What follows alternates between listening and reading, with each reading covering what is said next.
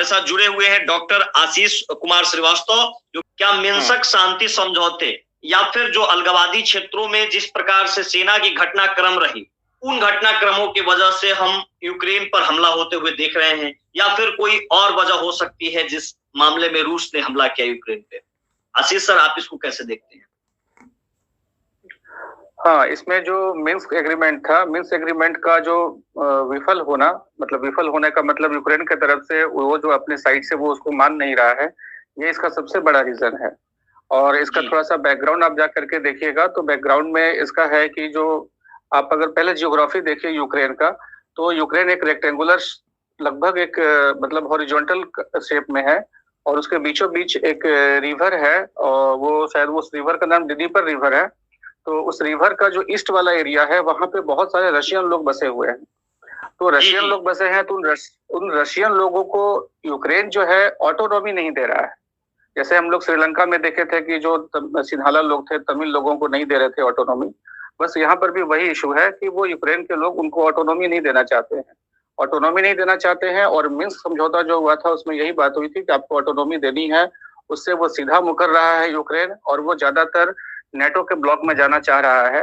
ये सबसे बड़ा खतरा है रशिया के लिए, और रशिया के जो लोग जो यूक्रेन में बसे हुए हैं उनको ऑटोनॉमी ना मिलना, और दूसरा कारण है कि वो नेटो की तरफ जा रहा है। ये दूसरा कारण है जिससे कि रशिया को एक पोटेंशियल थ्रेट है, क्योंकि नेटो की फोर्सेस वहां पर आ जाएंगी, लेकिन ऐसा होगा नहीं, नेटो आने वाला नहीं है वहां पे, क्योंकि जो यूक्रेन है बहुत सारा ऐसा क्राइटेरिया को फुलफिल नहीं करता है जिससे कि वो नेटो का मेंबर बन सके।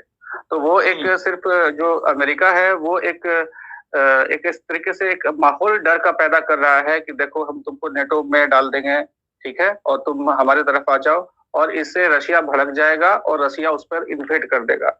ये बस उसका चाल है अमेरिका का, और उस चाल में फंसते जा रहे हैं ये लोग। यही बात। सर, एक सवाल इसी से निकल करके आता है, जो आपने कहा कि जो यूक्रेन है उसमें काफी लोग रूसी सभ्यता के लोग रस्ते बसते हैं, वहां पे लोग हैं, काफी इलाके के लोग रहते हैं।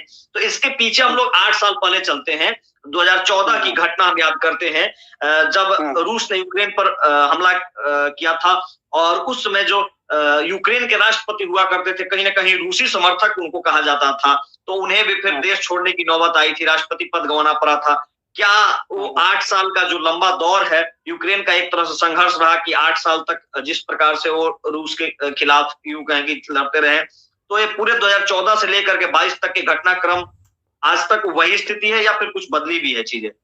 नहीं, 2014 में क्या हुआ था कि जो यूक्रेन के राष्ट्रपति थे वो रसिया के समर्थक थे। रसिया के समर्थक होने के कारण रशिया में यूक्रेन में क्या हुआ कि वहां पे एक रिवोल्ट आ गया, रेवोल्यूशन आ गया। वो रेवोल्यूशन मतलब ऐसा जबरदस्त रेवोल्यूशन था कि इससे रशिया डर गया, और रशिया को लगा कि ये लोग ऐसा रेवोल्यूशन में क्या होगा कि जो मेरा समर्थक है, जो वहां का राष्ट्रपति, ठीक है, वो इस मैटर को हैंडल नहीं कर पाएंगे, इसलिए उन्होंने इन्वेड कर दिया था। और उसका एक प्रोविंस है जिसका नाम है क्रीमिया को उसने इन्वेड करके कैप्चर कर लिया था, ठीक है। तो ये किस्सा था।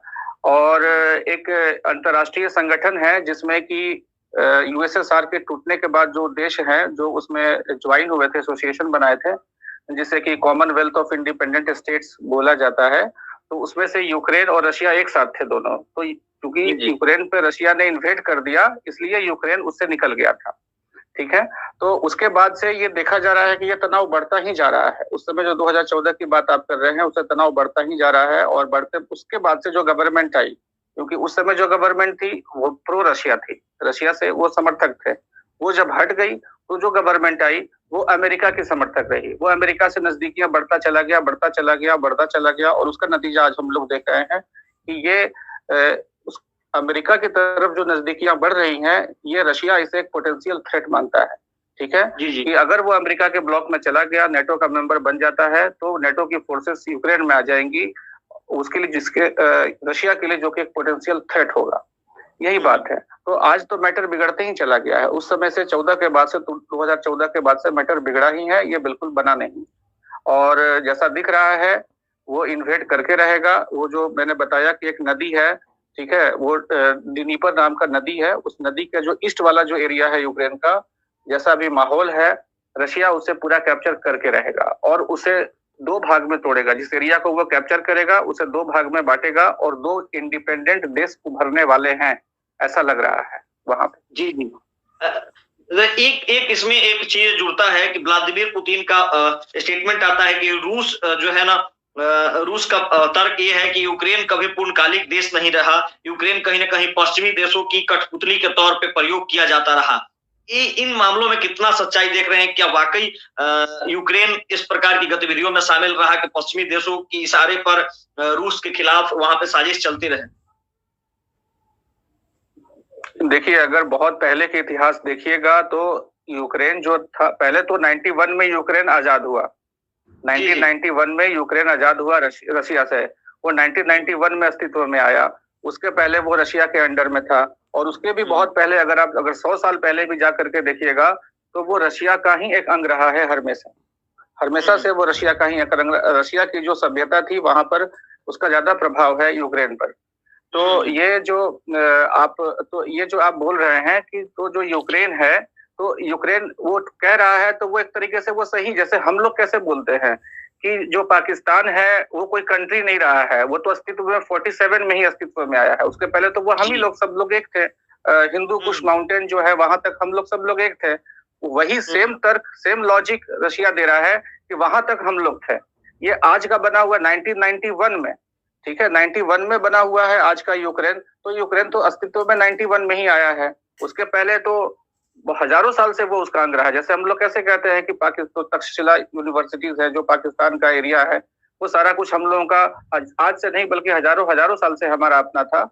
वही लॉजिक वो वहां पे लगाता है। तो इस तरीके से वो कहता है कि वो एक कंट्री तो है लेकिन बहुत इधर कंट्री बना है, यही उसका लॉजिक है। क्योंकि आपने पाकिस्तान का जिक्र किया है सर, तो यहाँ भी पाकिस्तान का जिक्र हो रहा है कि भारत इस मामले में इसलिए शांत है क्योंकि पाकिस्तान से इसका लेना देना है। पाकिस्तान यूक्रेन संबंध भी यहाँ पे कुछ आड़े आ रही है। ऐसा क्या मामला है जिस पे भारत जो है चुप्पी साधे हुए है और दोनों पक्ष में से किसी पक्ष के न खिलाफ बोल रहा है न समर्थन कर रहा है? देखिए, भारत को अमेरिका से भी एक रिलेशंस बना करके रखना है और भारत को रशिया से भी रिलेशंस बना करके रखना है। हम लोग देखिए, हमारा जो वेपन्स हैं हमारे पास और जो स्ट्रेटेजिक इक्विपमेंट्स हैं, जो हमारे टैंक्स हैं, जो फाइटर प्लेन, उसमें 60% जो है वो हमारा रशिया का है।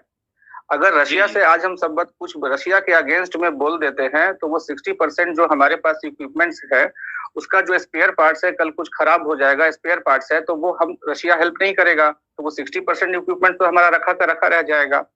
ठीक, तो रशिया से भी हम लोग, उसके अलावा भी रशिया से हम लोग को बहुत सारा एनर्जी का भी कुछ थोड़ा बहुत इंपोर्ट होता है। तो रशिया जो है, रशिया से हम लोग बहुत ज्यादा रिलेशंस नहीं बिगाड़ सकते हैं। और रशिया आज का नहीं, रशिया से हमारी बहुत अच्छी मित्रता है, पुरानी संबंध, बहुत पुराना संबंध है और बहुत अच्छा।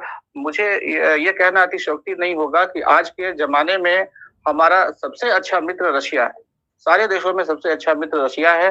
भारत के बुरे से बुरे समय में वो हमारे लिए खड़ा रहा है। ठीक है। और जो पाकिस्तान का जो एंगल है, पाकिस्तान को पीछे से बैक सपोर्ट अमेरिका करता आया है। वो 2009 से हमारा जो है, डॉक्टर मनमोहन सिंह थे और बराक ओबामा जब प्राइम प्रेसिडेंट बने थे उस समय से अमेरिका से रिलेशन सुधरा है। लेकिन रशिया से हमारे बहुत बहुत पुराने संबंध हैं। ठीक है, तो रशिया से हम संबंध नहीं तोड़ना, रिलेशंस बना करके रखना है। उसका भी बहुत अच्छा हमारा ट्रेड है। ठीक है, तो इन दोनों के बीच में बैलेंस बनाना है, इसलिए इंडिया कुछ बोल नहीं रहा है, यही कारण है। तो मैं ये कहना चाह रहा था सर कि अगर ऐसी स्थिति बनी रही तो रूस का अगला कदम क्या होगा? क्या वो शांत पड़ेगा या फिर आक्रामक रुख और अख्तियार करेगा? अभी जो स्थिति दिख रही है, रूस का जो आधा हिस्सा कैप्चर नहीं कर लेता है, जो डिनेपर रिवर है, उस रिवर का जो ईस्ट वाला हिस्सा है, वहां पे एक नदी है जो मैंने बताया यूक्रेन को बीचों बीच दो भाग में बांटती है।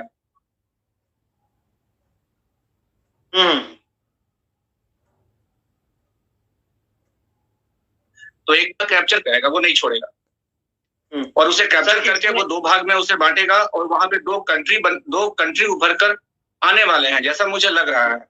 जैसे क्रीमिया नाम का कंट्री बना, उसने कैप्चर किया क्रीमिया को, क्रीमिया बन गया, उसी तरीके से दो कंट्री और बनेंगे।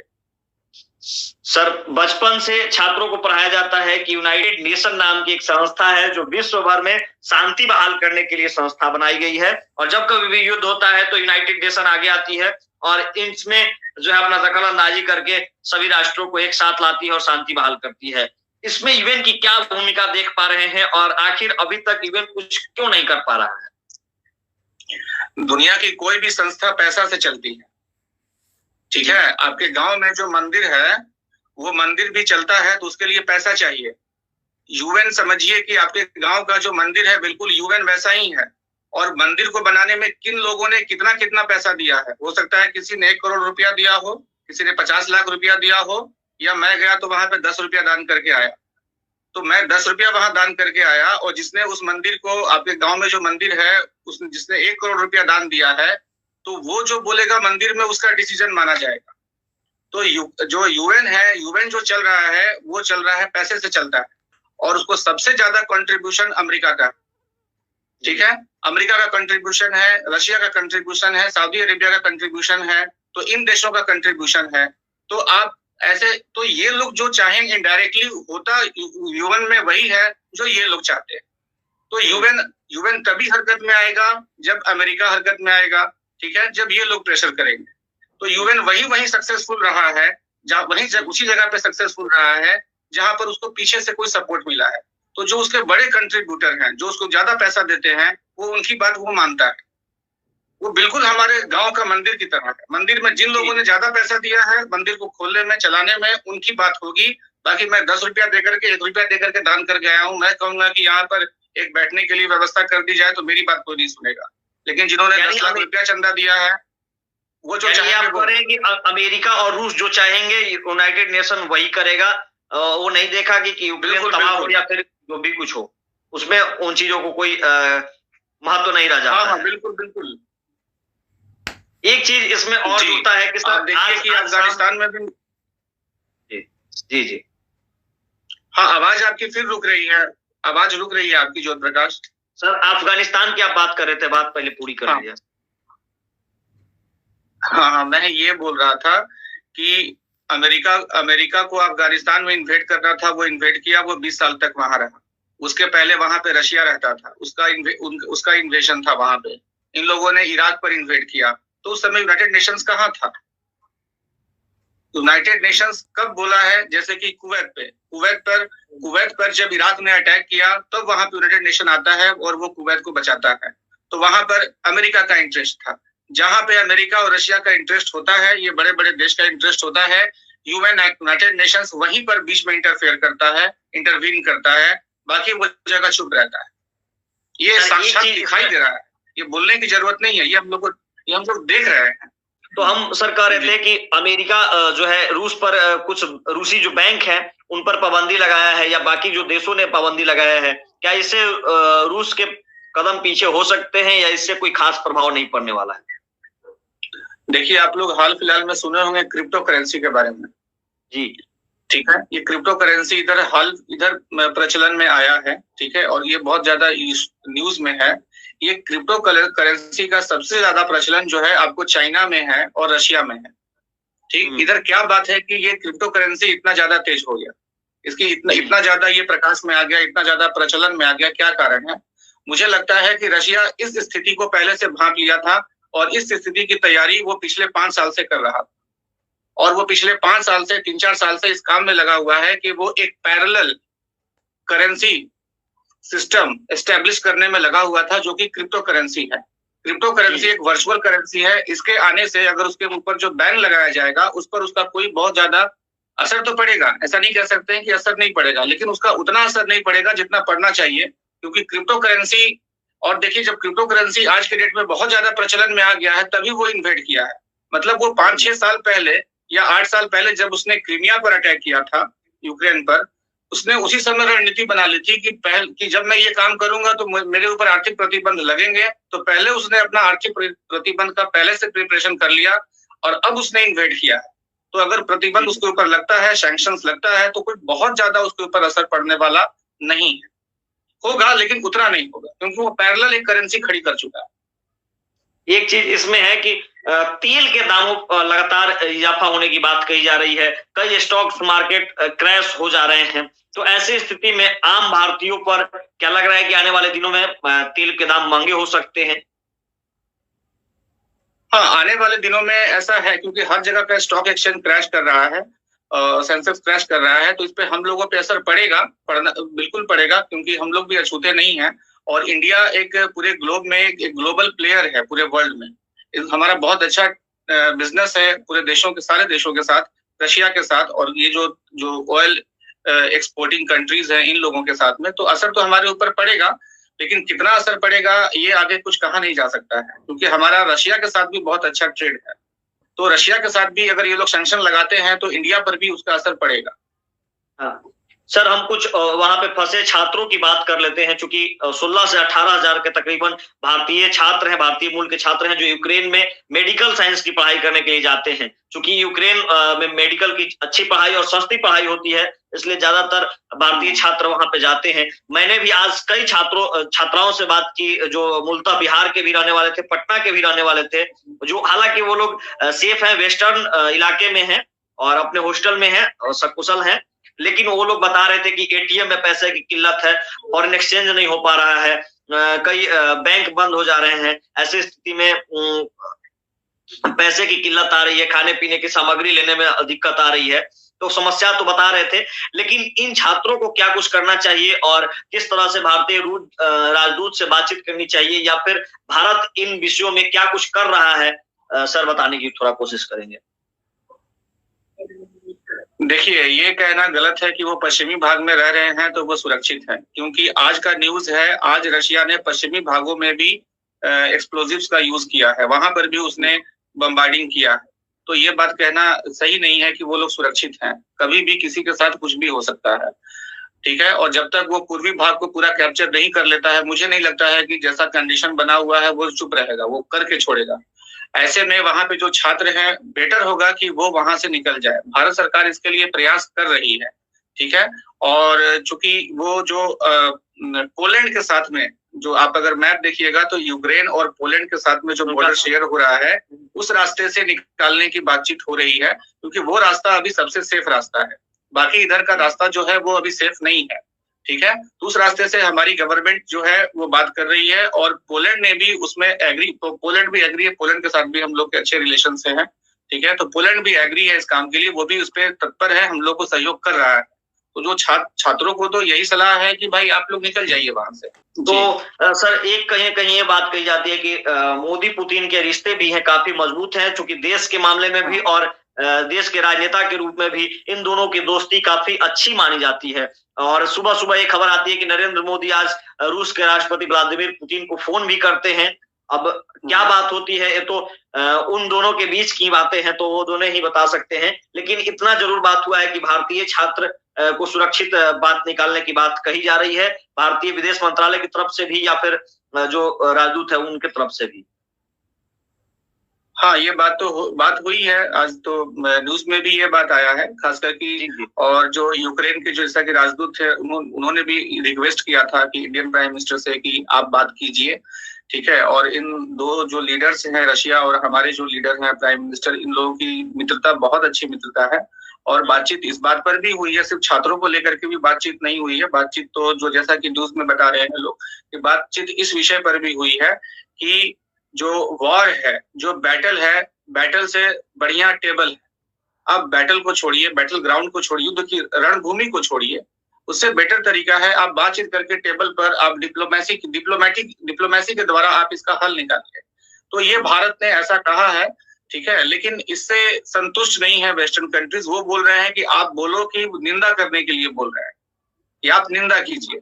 हम लोग निंदा कैसे कर सकते हैं? निंदा करने की स्थिति में भारत नहीं है। निंदा करना मतलब एक अच्छे मित्र को खो देना है। हो सकता है कि हम लोग एक अच्छे मित्र को खो दे, और मैंने बताया कि हम लोगों के बहुत ट्रेड रिलेशंस भी हैं, हम लोग अपने ट्रेड रिलेशंस को नहीं तोड़ेंगे हम लोग, ठीक है। तो ये बात, जब डिप्लोमेट की बात आ रही है, तो जो बाइडेन अभी अमेरिका के जो राष्ट्रपति हैं, नए बने भी हैं, तो उनके डिप्लोमेट की हम बात कर लेते हैं कि उनके कूटनीति को कैसे समझा जाए। उन्होंने शुरू में तो यूक्रेन को आगे बढ़ाया, कहा कि हम आपके साथ हैं, और अब कह रहे हैं कि सिर्फ और सिर्फ हथियार देंगे, आर्थिक मदद करेंगे, अस्पताल, बैटल ग्राउंड में अस्पताल देंगे, हम सीधे तौर पे आपके साथ नहीं खड़े हो सकते हैं।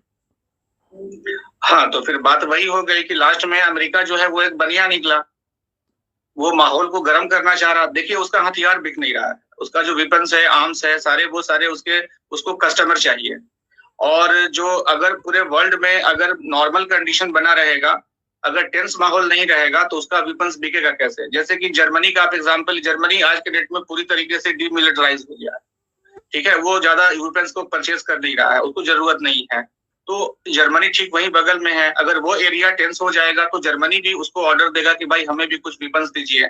तो उसका बेसिकली यही मोटो था, उसका मतलब इंटेंशन यही था कि माहौल को गर्म कर दिया जाए, इसको उस्का दिया जाए यूक्रेन को, यूक्रेन उसक जाएगा। उसके बाद क्या होगा, ये भी जब यूक्रेन मतलब वो प्रवोक होगा तो रशिया भी प्रवोक होगा और वो उस पर इन्वेड करेगा तो क्या होगा, वो पूरा एरिया इंटेंस हो जाएगा, उसके आसपास के एरिया, और उसको ऑर्डर मिलेगा हथियार का। अभी वो बोला ना कि हथियार से हम हेल्प करेंगे, तो हथियार देंगे, तो हथियार फ्री में थोड़ी देंगे, वो हथियार देंगे, हथियार उनको परचेज करना पड़ेगा, किसी भी यूक्रेन को या किसी कंट्री को।